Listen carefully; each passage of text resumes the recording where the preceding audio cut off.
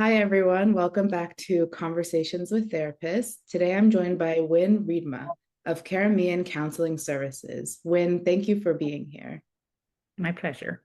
You worked with such a wide range of clients, from children in foster care to high-risk teens and adults. How have those experiences shaped the way you show up in the therapy room today? It's been a real honor to journey alongside kids, youths, and adults. They have taught me so much about resiliency, about life. One thing that's really stands out is just the consistency, the presence, and showing up and letting them know that I see them. And laughter and playfulness is just an important way to work with kids and teens and adults. And I use internal family systems as my model. I appreciate this model because it's just all parts of us are welcomed. Every part of us is there for a reason. And so the more that I can be curious and compassionate about what's going on for the clients in front of me, the better growth I see in them, and it helps build that relationship. You often talk about the courage it takes to start therapy. How do you help clients feel safe enough to open up, especially when they're unsure where to begin? Honoring their courage is just a really important part of what we do at Karameon Counseling Services. And we do that by just naming it in the first session, just saying how hard it must be to walk through that door for the first time and sit down with someone you don't know and say, my life isn't going very well. And so we really emphasize that, and we just thank them for being brave today to come through the doors. And that really just helps the clients just feel more at ease that I'm able to name what they're feeling as they sit in the office for the first time. Because therapy is hard. It's hard to come in and to work on stuff that is something that we don't necessarily want to talk about. Definitely celebrating their courage, especially with kids and teens. We really mention that, and also letting them know that some of the rules or things that happen in the therapy room, such as they don't have to answer all my questions in the first session. Just because with you and I, when we are in a relationship that's starting, you're not going to divulge everything to this person that's sitting across from you. And I see that the same way in therapy. It takes time to build that trust.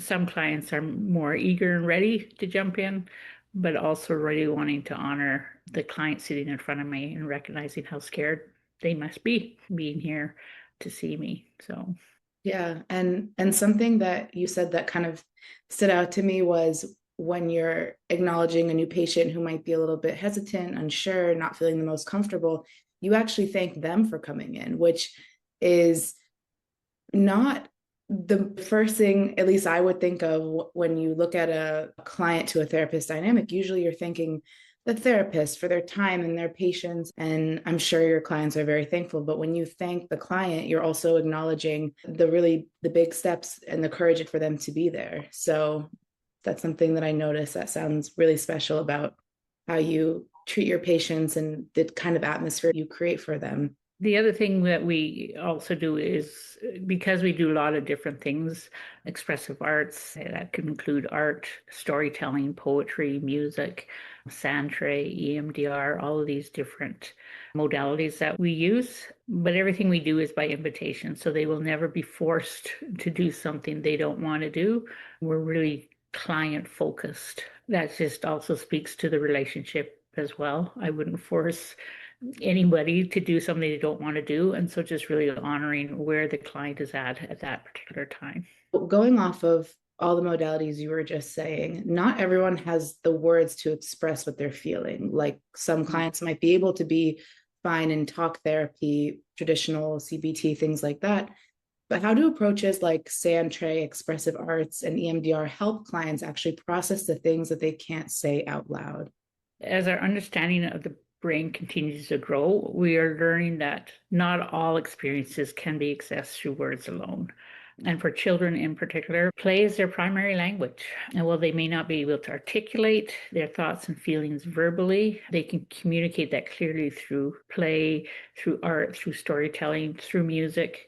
And approaches like sandtray, expressive arts, and EMDR engage more right brain processing and allow the client to express deeper emotion experience. And these creative methods create space for integration where the left brain can make sense of it. I know that's a lot of brain talk, but it's really that knowledge that I have of the brain, of trauma. It really speaks to a whole brain experience that they experience when they come to see us. It's just not only talk, but we also do other ways for the right and the left brain to integrate their experiences. Powerful to have a therapy that engages both sides, because some people, there's a lot of people that say, oh, you're more right brained or you're more left brained, but in your practice you guys are working actively, as you said, client focused, to address the person that's in front of you as a unique person with a unique set of challenges and a way that they express themselves and understand their own feelings best. And you adjust. I'm sure you have clients that would benefit from EMDR, but then also benefit at the same time from something more traditional. It's about finding the balance between, and I imagine that takes a little bit of time. It leads into our next question of someone who comes in with anxiety or depression or emotional overwhelm. I was wondering what it feels like to actually work with you session to session. So say a client comes in, a child comes in and they're overwhelmed, they don't know maybe why they're there, and they're scared and they're unsure. Where do you start? Where do you go? And how do you sort of fill in the in between when you're getting to know a client and when you're starting to work with them? With kids, it all depends on the child that comes in. We do allow the parent to come in to the first session, the first couple sessions if needed, if the child needs that support. Of course, our goal is to have the parents wait in the waiting room, but we recognize that sitting, with a stranger can be challenging. But we're very playful in the work that we do. We have a huge playroom, which has all kinds of miniatures and sandtray, and it has a dollhouse and Stuffy's art center, all of those pieces. And so I usually take lead in the first session, and just the child and I will talk about, do they know why they're coming to see me? Most of the times they say no, so I have to reiterate why they're here. So I kind of name what their parents have told me, and then we start from there. But I said, we're not going to talk about that today because it is our first session. I also talk about with children and teens that everything they tell me is private, but we don't keep secrets from parents. And so I won't be telling the parents everything that we talk about. But if there's something that I feel that the parents should know, then the child and I will discuss how we do that. And it could be just me telling the parents. The child might want to tell the parents with me being there. So we discuss that when the time comes for parents to be informed. And I do let the child and teen know that I don't do anything behind their back. So if I'm going to communicate with their parents or guardians, I will let them know first. So that's just really important to build that trust, knowing that they're informed in this process. And then we do things, we may start with sand tray and just getting them to touch the sand, which is just a way for them to also just really regulate and being okay, being in the room with me.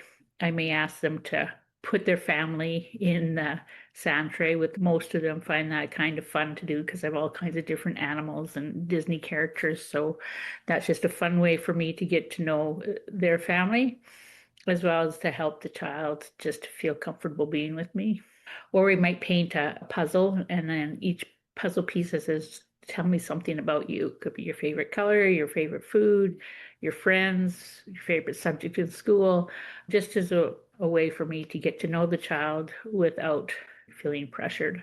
And sometimes I'm doing the artwork alongside them just to help ease that comfort level for them. And then in the future sessions, then we delve more into what brought them in. It could be reading a book about the subject and then making it. As I mentioned, I do internal family systems.